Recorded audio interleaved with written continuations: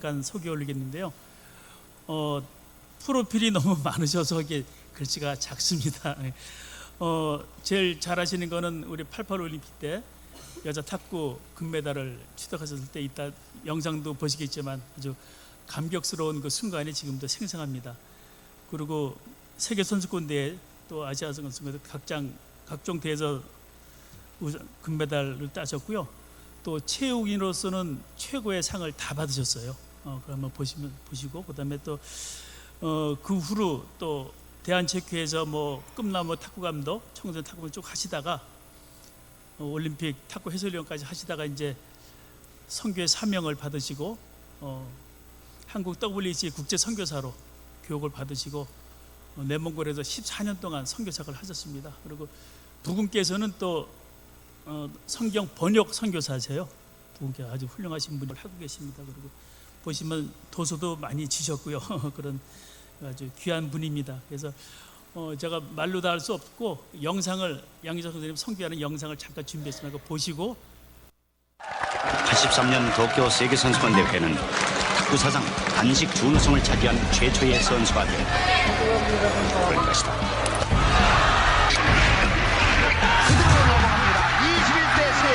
15대 10. 양영자 빠른 공격 성공입니다. 양영자 이겼습니다. 금메달을 따냈습니다. 어떻습니까? 저희들 너무 부족한데 신앙의 힘으로 이렇게 한 몸을 낮춰서 지킬 수 있었던 거 하나님께 먼저 영광을 드립니다.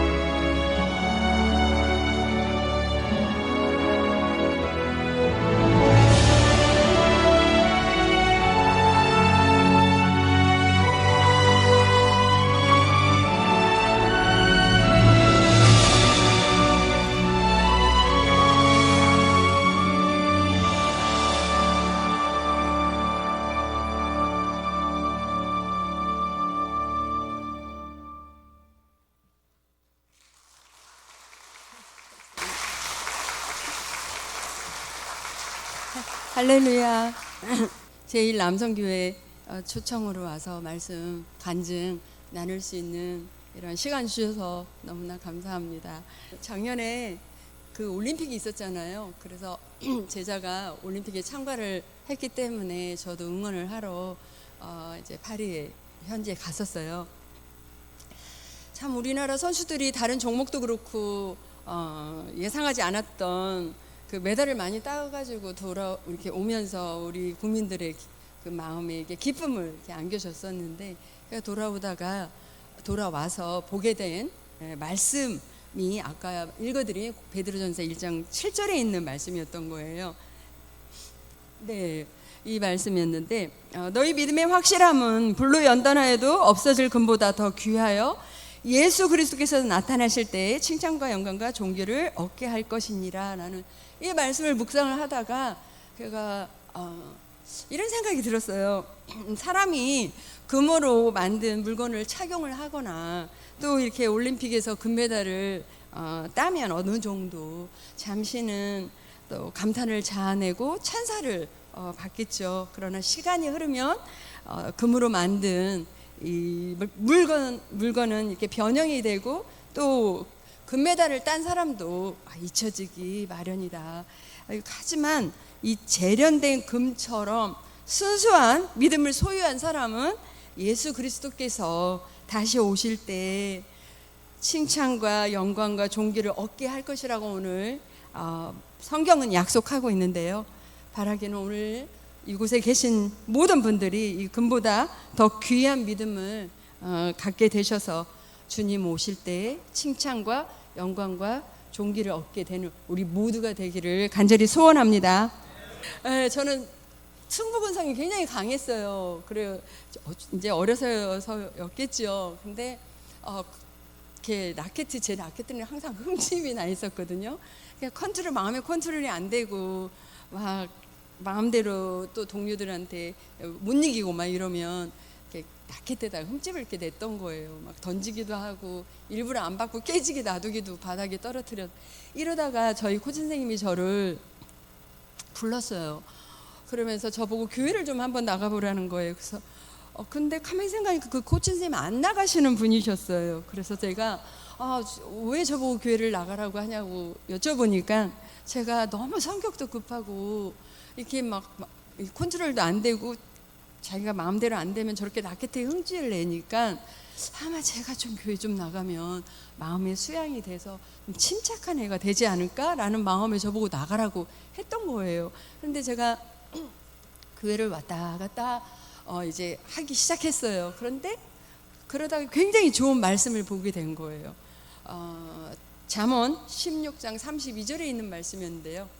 네, 노하기를 더디하는 자는 용사보다 낫고 자기의 마음을 다스리는 자는 성을 빼앗는 자보다 나으니라 라는 이 말씀을 저는 그때 중학생이었거든요. 너무 이 말씀이 좋은 거예요. 야, 성경에 이런 말씀도 있구나. 그래서 좋아서 이렇게 외우고 다녔어요. 길을 걷다가도 외우고 또 탁구를 막 하다가도 동료들한테 지고 마음대로 안 되고 뜻대로 안 될 때 이 말씀을 외운 거예요. 노하기를 더디하는 자는 용사보다 낫고 자기의 마음을 다스리는 자는 성을 빼앗는 자보다 나으니라. 근데요, 신기한 일이 생긴 거예요. 저는 그때부터 88년 올림픽이 끝나고 은퇴를 했거든요. 그때까지 한 번도 제가 고의로 제 라켓에 흠집을 내지 이제 않았다는 거예요. 그런데 이 하나님의 말씀이 얼마나 이제 능력이 있는지 제가 이제 간증을 나누면서 또 말씀을 드리게 될 텐데요. 제가 중학교 때 꿈을 갖게 돼요. 기왕에 탁구를 했으니까 훌륭한 국가대표가 되어서 명예로운 사람 되고 싶은 이러한 꿈이었어요. 그런데 뭐 다 아시겠지만 이게 이 꿈을 이룬다는 게 이렇게 순조롭게 안 되더라고요. 팔에 부상도 있었고 예상하지 않은 이 간염이 있으면서 훈련을 제대로 할 수가 없었어요. 어느 날 팔이 올라가지도 않고 내리지도 펴지도 구부리지도 못하겠고 통증이 있어서 정형외과에 갔더니 테니스 엘보라는 진단을 받게 돼요. 탁구를 안 하면 괜찮다는 거예요. 그런데 저는 국가대표 꿈도 이루지 못한 채 탁구를 그만둔다는 게 너무 아쉬워서 원장님께 어떻게 하면 탁구 계속 할 수 있냐고 여쭤보니까 하다가 아프면 진통주사를 맞으러 오라는 거예요. 하다가 통증이 있으면 가서 주사 맞고 또 하다가 또 아프면 이렇게 주사 이러기를 6년 동안 진통주사를 맞으면서 이제 겨우 제 탁구 선수 생활을 이제 버티어가게 됐어요. 제가 그때는 중학생 때는 믿음이 있어서가 아니고요. 너무나 팔이 나았으면 좋겠다는 마음에 이제 방과 후가 되면 집에 먼저 가지 않고 교회에 왔어요. 아무도 없는 예배당에 마룻바닥에 무릎을 꿇고 아픈 팔을 붙들고 하나님 제 팔 좀 낫게 해주세요 라고 기도를 하고 이렇게 귀가를 하곤 했었어요. 근데 제가 이제 국가대표가 돼서 아까 잠깐 영상에도 나왔지만 처음으로 세계선수권대회에 출전을 했는데 그때는 뭐 랭킹 세계 랭킹 50위 안에 있는 선수도 아니었고 무명의 선수였는데 그 당시 세계 랭킹 1위라는 중국 선수를 이기면서 단식에서 최초로 은메달을 따고 이렇게 돌아오게 돼요.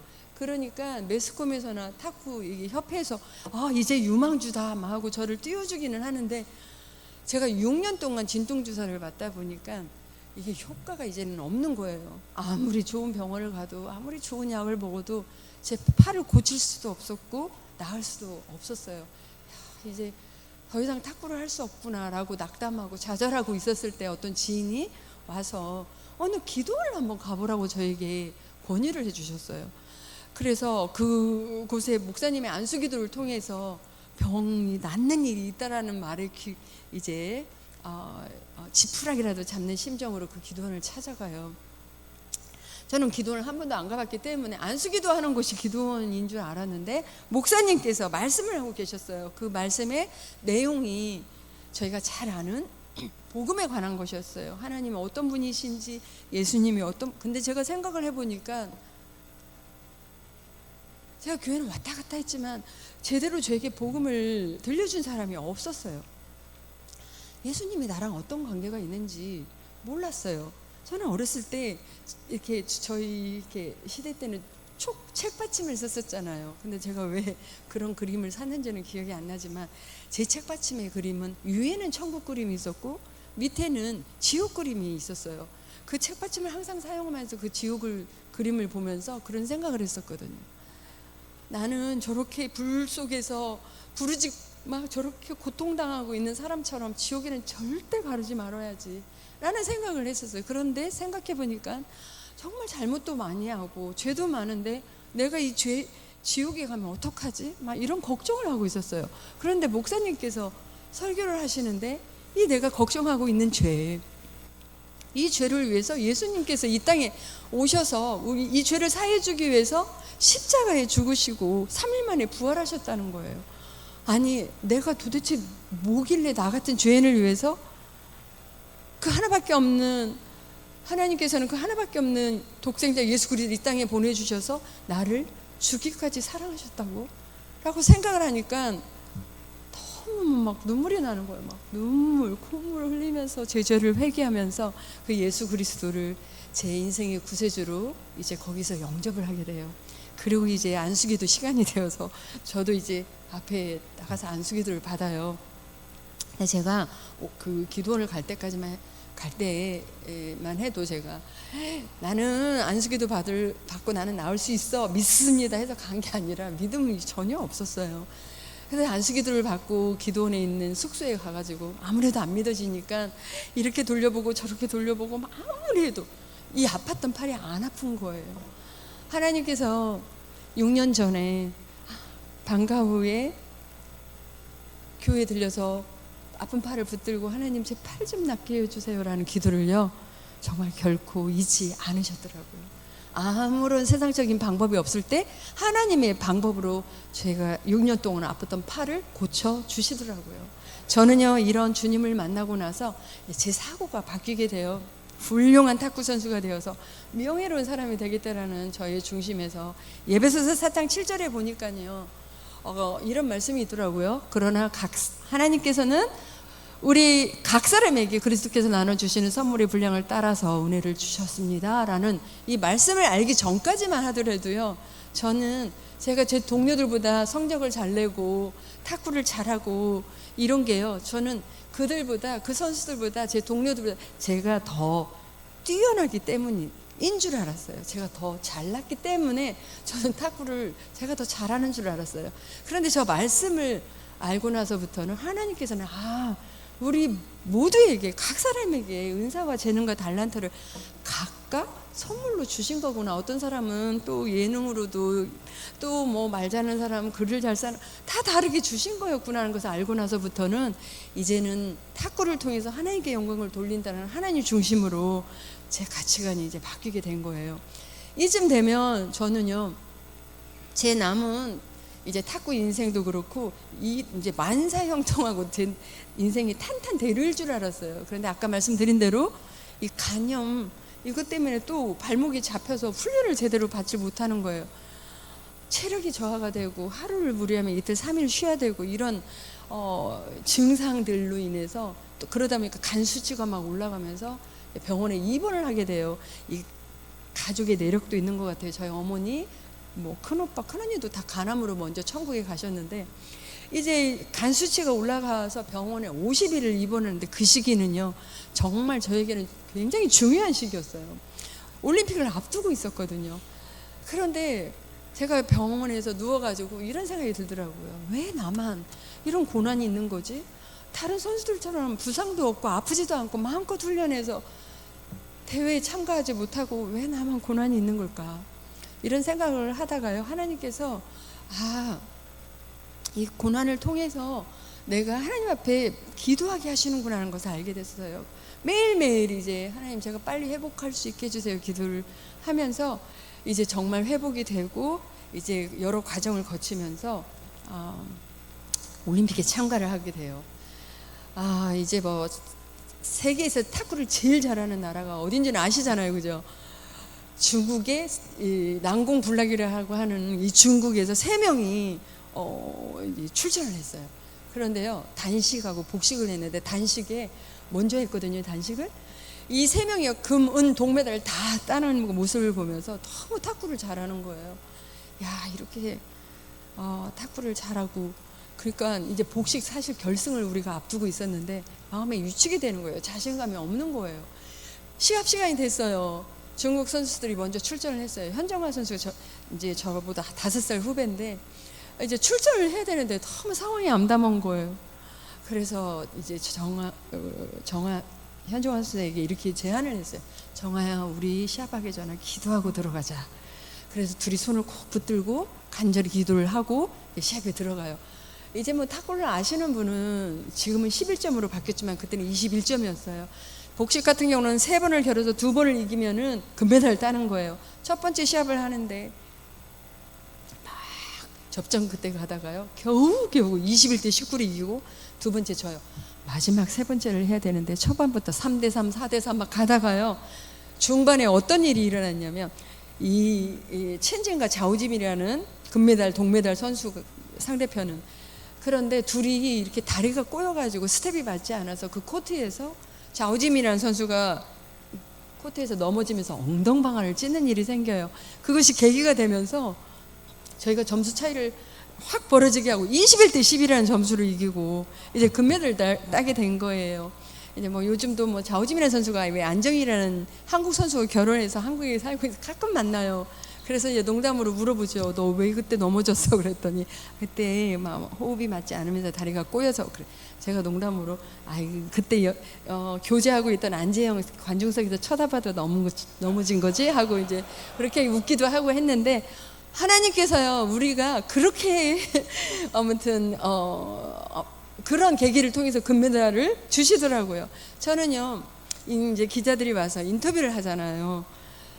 그래서 제가 이제 아까 잠깐도 보셨지만 그렇게 인터뷰를 한 거예요. 우리들이 부족하지만 신앙의 힘으로 정화와 함께 호흡을 맞춰서 우승할 수 있었던 거, 하나님께 영광을 돌립니다.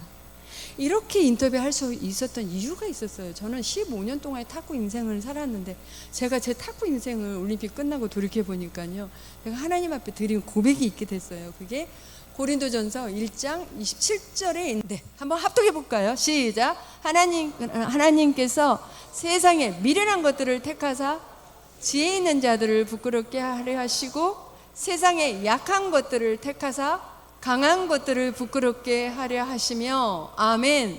이 말씀이 저의 고백이 된 이유가요, 너무 상황이 암담했을 때, 태어나서 몸도 너무 약해 있고 너무 훈련 제대로 많이 못해서 탁구도 자신이 없는 이런 암담한 상황에서 숙소에 엎드려서요, 하나님 앞에 그렇게 기도를 드려서, 하나님, 저는 지금 체력도 약하고요, 탁구도 자신이 없고요, 저 할 수 없습니다 라고 고백을 드렸는데, 약하다고 고백하는 저를 들어서 하나님께서는 강하게 하셨고요, 할 수 없다고 고백하는 저를 들어서 하게 하셨기 때문에 이 말씀이 저의 고백이 될 수가 있었어요.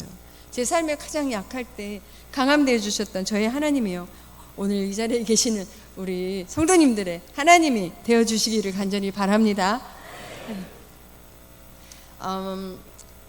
제가 딱 선교사가 된 거는요, 여러 가지 이유가 있었어요. 그런데 저희 남편을 만나는 게 굉장히 더 큰 이유가 있었는데, 저희 남편은 그 당시에 연합뉴스 국제부 기자로 일을 하고 있었어요. 이런 취재하는 기자가 아니라 한국 뉴스를 번역해서 해외로 보내는 이 번역 기자를 6년 동안 했던 거예요. 그때는 왜 하나님께서 이 번역 일을 하게 하셨는지 알지 못했어요. 결혼을 하고 이제 아이들과 함께 97년도에 몽골 선교사로 가게 됐는데, 몽골에 가서 그 이유를 알게 됐어요.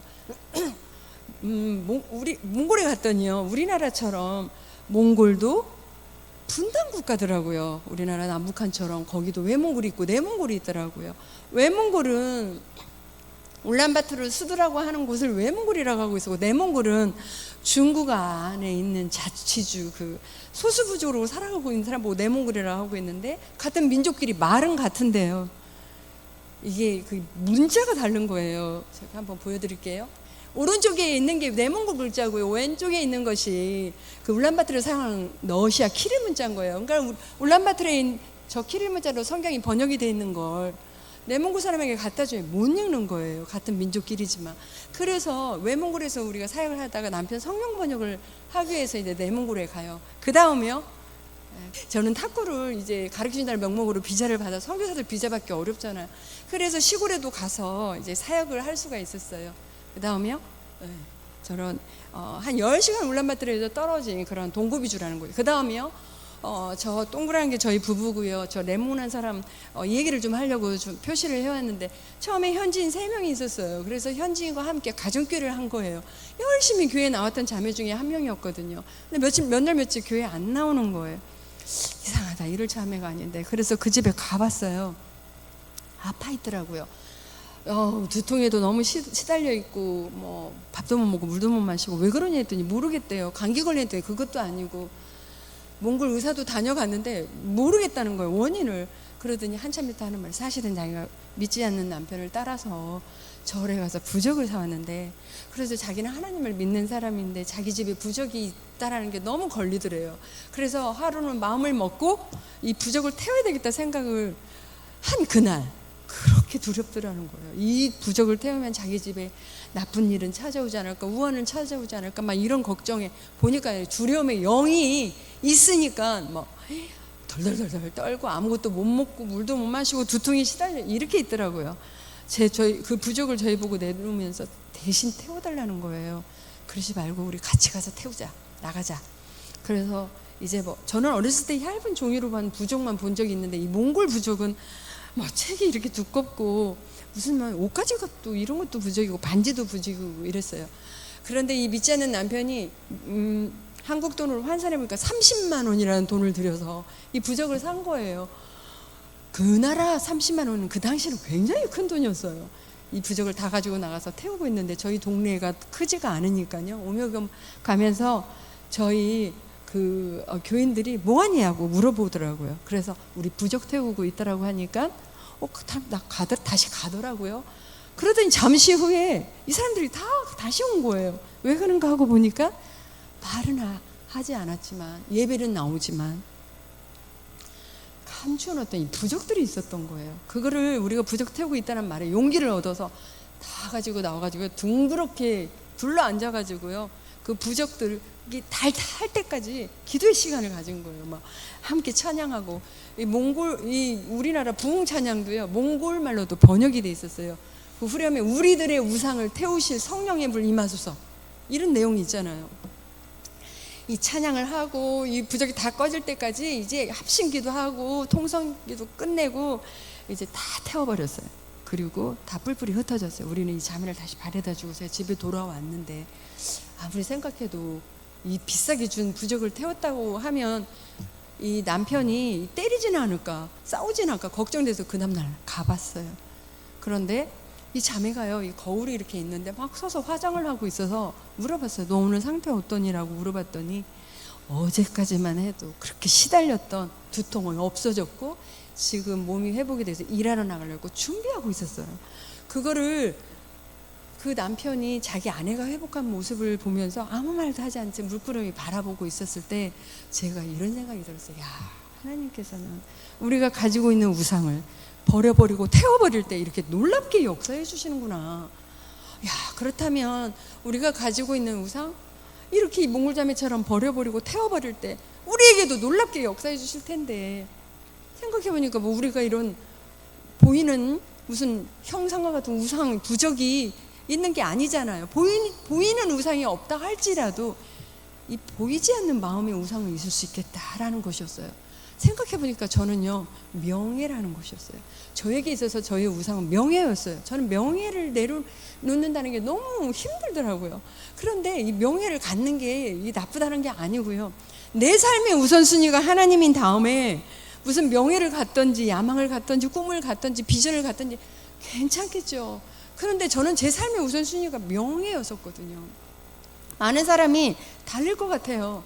어떤 사람은 저처럼 명예가 될 수도 있고, 뭐 어떤 사람은 뭐 재물이 나의 우상이 될 수도 있고, 또 우리 학부모님들 뭐 내 자녀가 집착하고 있는 내 자녀가 우상이 될 수도 있고, 참 다 다를 것 같아요.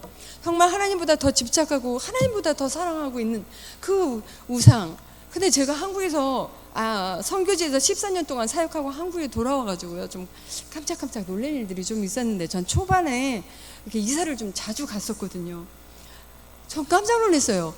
그 이사 갈 때 이런 얘기 들어보셔서 손 없는 날, 무슨 귀신이나 악귀가 돌아다니지 않는 날이라고 하더라고요. 그날은 뭐 이사할 때 비용도 비싸고 그런 거 하면은, 아니 집사님인데도요, 자기 자녀 결혼 날짜 본다고 사주팔자도 보고, 그 코로나로 어려워서 했을까요? 집사님이 어떻게 점쟁이한테 가가지고 미신을 믿고, 이런 걸 보면서 저는 충격이었어요. 하나님께서 우리에게 주신 하루하루가 얼마나 귀하고 복된 날인데, 어떤 날이 이사하기 좋은 날이 있고 안 좋은 날이 있으며 결혼하기 좋은 날이 있고 안 좋은 날이 있냐고요. 요한복음 8장 32절에도 이런 말씀이 있잖아요. 진리가 너희를 자유케 하리라 라는 이 말씀처럼요, 우리를 묶고 있는 사단의 영과 미신에서 우리는 자유롭게 될 수가 있거든요. 탐심이라는 마음의 우상을 버리고, 이 몽골 자매처럼 우상을 태워버리고, 내 삶의 우선순위를 예수 그리스도로 올려놓고 그분만을 바라보며 의지하며 산다면은요, 하나님께서 우리 삶에도 이 몽골 자매에게 보여주셨던, 놀랍게 역사해 주셨던 이 역사하심이 우리 삶에도 저는 매일매일 역사해 주실 것이라고 믿어요. 제가 이렇게 외몽골 사역을 마치고 내몽골에 가서 이제 사역을 할 때, 아까 말씀드린 대로 남편이 성경 번역을 하고 있는 동안 제가 이제 내몽고 탁구 선수를 가르쳐 준 거예요. 근데 내몽고 사람들의 운동 종목이 씨름이나 유도나 이런 건 다 내몽고 사람들이 하는데, 이 탁구만큼은 한족들이 했어요. 400만의 내몽고 민족이 있었다면 2,800만의 한족들이 이제 거기 있으니까, 원래 몽골 땅이었는데 중국 땅이 돼버렸잖아요. 그러니까 중국 사람들이 탁구는 하더라고요. 저 표시해온 선수 이 얘기를 잠깐 하려고 표시를 해왔는데요. 14년 동안 사역, 이제 남편 성경 번역 마치고 돌아오려고 할 때, 저 표시한 제자의 아버지가 자기 딸도 데려가 달라는 거예요, 한국에. 중국에서는 너무 어렵다는 거죠. 그래서 아무리 많이 이제 생각을 해봤어요. 근데 저 많은 선수들이 있었는데 너무 성실하고 노력하고 또 참 착해요. 그래서 고심 끝에 이제 데려왔어요. 그리고 귀화를 했어요. 그런데 이게 한국에 와가지고 한국어도 새로 배워야지, 문화도 새로 익혀야 되지, 그래서였을까요? 어려서 와서 그랬을까요? 아니, 적응을 못하더니 점점 공황장애를 앓는 거예요. 한 해, 두 해, 세 해, 거의 7년을 공황장애를 앓는 이 제자를 제가 돌봐주면서 너무 지치는 거예요. 힘드는 거예요. 어떤 때는 내가 이거 괜히 데려왔나 후회도 되기도 하고. 그래서 제가 포기할 수 없었던 이유가 있었어요. 제가 88년 올림픽 끝나고 나서 어머니가 갑자기 돌아가시고 나서 제가 그 심한 무기력증에 빠진 적이 있었거든요. 아무도 만나고 싶지도 않고 그냥 집에 틀어박혀 가지고요. 그 당시 이제 삼성 제일모직이라는 소속팀에서 그 지도자를 하고 있었거든요. 대학원에 가서 이제 이론에 대한 공부를, 이론과 실기를 겸한 멋진 지도자가 되겠다고 막 한참 하고 있는데 아무것도 하고 싶지 않고 집에 틀어박혀가지고 있는 거예요. 아는 집사님이 오셔가지고 저를 보고 깜짝 놀라요. 예전에 제가 아니니까 저를 상담받게 해주대요. 영동 세브란스 병원에 데려간 거예요.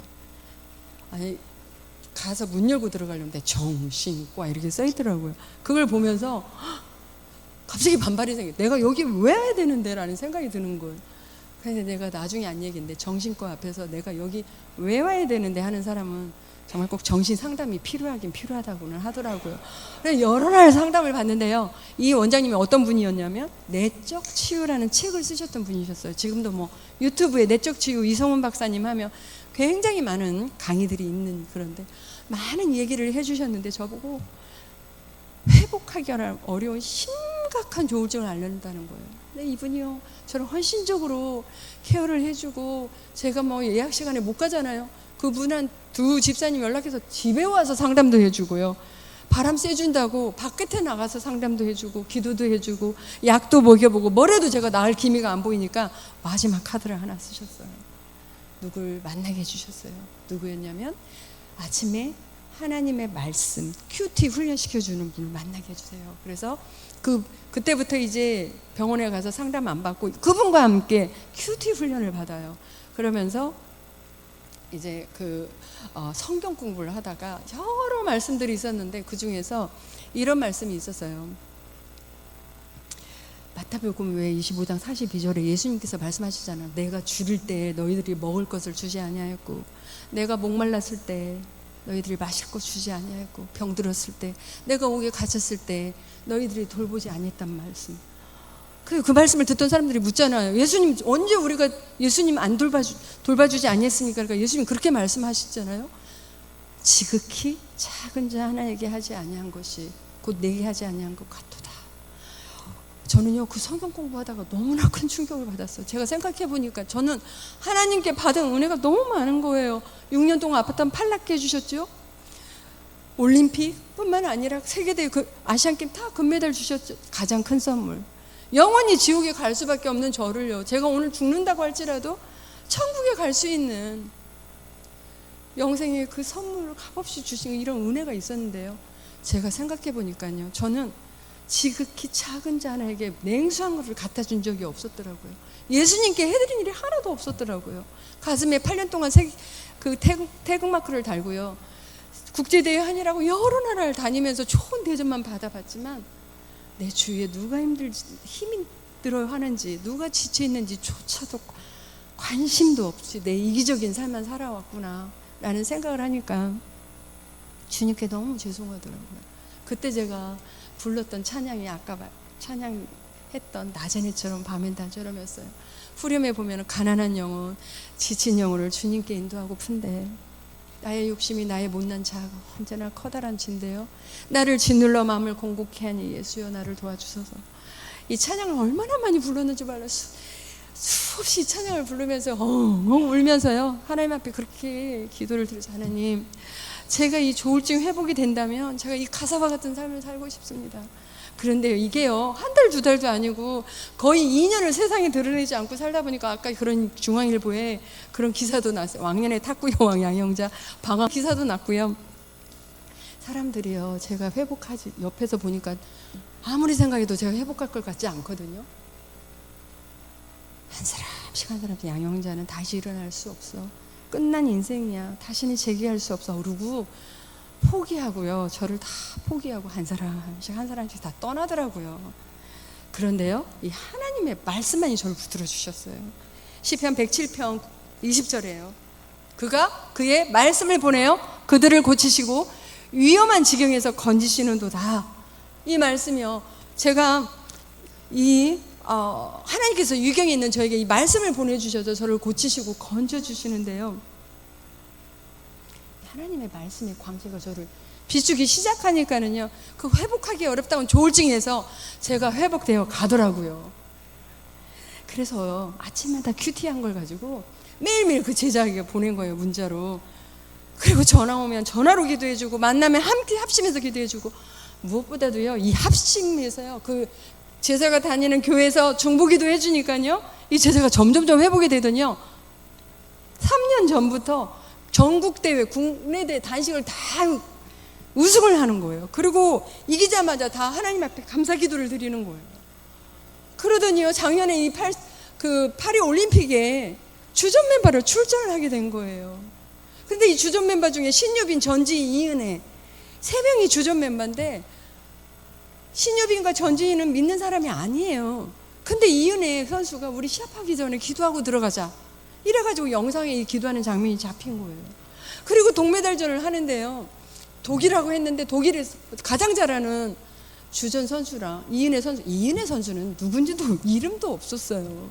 이름도 없고 누군지도 몰라요. 그런데요 이 주전 선수를 갖다가 3대5로 이기고요 그 자리에서 하나님 앞에 앉아서 기도를 드리더라고요. 제가 보면서 너무 감사해가지고요 얼마나 거기서 또 감격스러워서 울었는지 몰라요.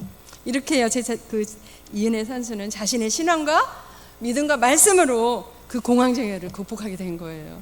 저는요 선교지에 돌아와가지고 이제 제가 책을 하나 냈어요. 그랬더니 제 책을 본 분들 문의가 오는 거예요. 자기 아들, 딸들이 우울증으로 힘들어하는데 어떻게 조울증이 회복이 됐냐는 거예요. 제가 그렇게 얘기했어요. 병원에 꼭 가셔서 상담 받으셔야 됩니다. 약도 복용하셔야 됩니다.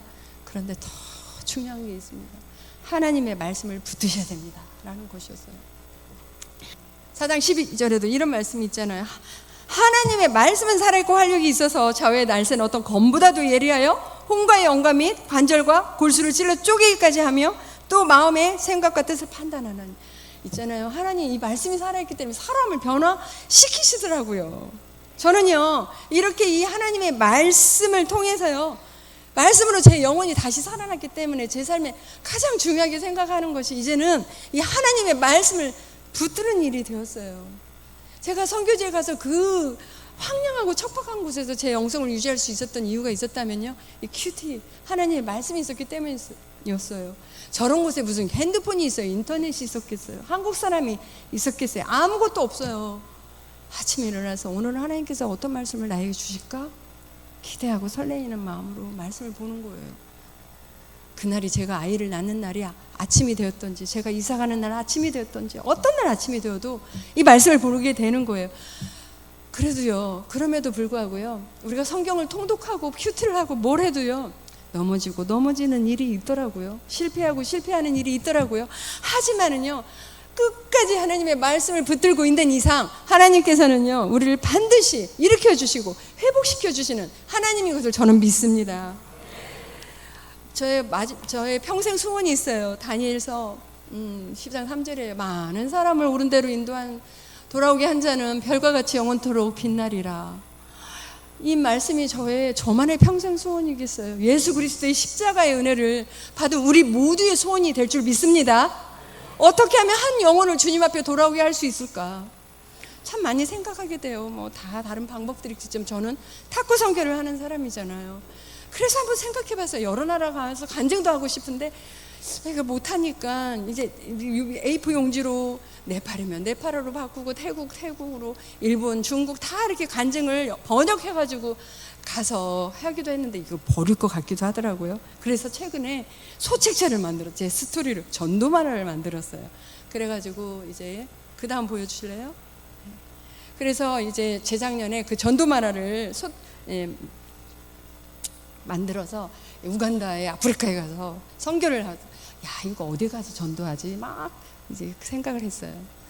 그런데 하나님께서요 모슬림권 사람들을 관중으로 보내주시더라고요. 그래가지고 거기다 다 전도만을 나눠주면서 탁구를 가르쳐줄 수가 있었는데요. 이제 우간다 국가대표 선수들이고 YTTM이라는 양현자 탁구 선교회를 이제 법인으로 만들어서 지금 회원들과 함께 탁구 선교를 하고 있어요. 그래서 탁구 대회도 열어서 이제 우리 영락교회 탁구 선교회도 출전을 이제 하기도 했고요. 네, 그리고 이제 우리 회원들과 함께 선교를 하고 있는데 이제 네팔에도 가고 또 이제 영이라는 그 선수 네팔에서 탁구도 가르치는 이제 모습인데요. 지금 청소년 이제 국가대표가 청소년을 지나서 국가대표가 또 이제 곧 되더라고요. 그래서 아주 너무 자랑스럽고 또 영락교회에서 많이 후원해 주셔서 이렇게 선수 한 명이 크게 되고 있는 것 같아요. 또 이제 캄보디아도 가고 작년에는 몽골에도 가고요. 또 라오스에 가서 금년에는 이제 선수들한테 간증을 들려주고 영적 기도도 하고 그랬는데요.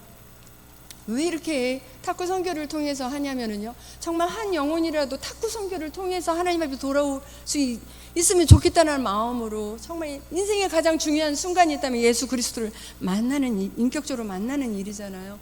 그래서 이렇게 하고 있는데요, 요즘 선교는요, 전도는요 정말 어려운 것 같아요. 정성도 필요하고 기도도 필요하고 시간도 필요하고 물질도 필요하고, 그런데 또 어려움도 당해요. 선교지에 가가지고요, 우리 이제 팀원 중에 교회 단기팀으로 왔다가 시골에서 하고 돌아오다가요 교통사고를 당한 거예요.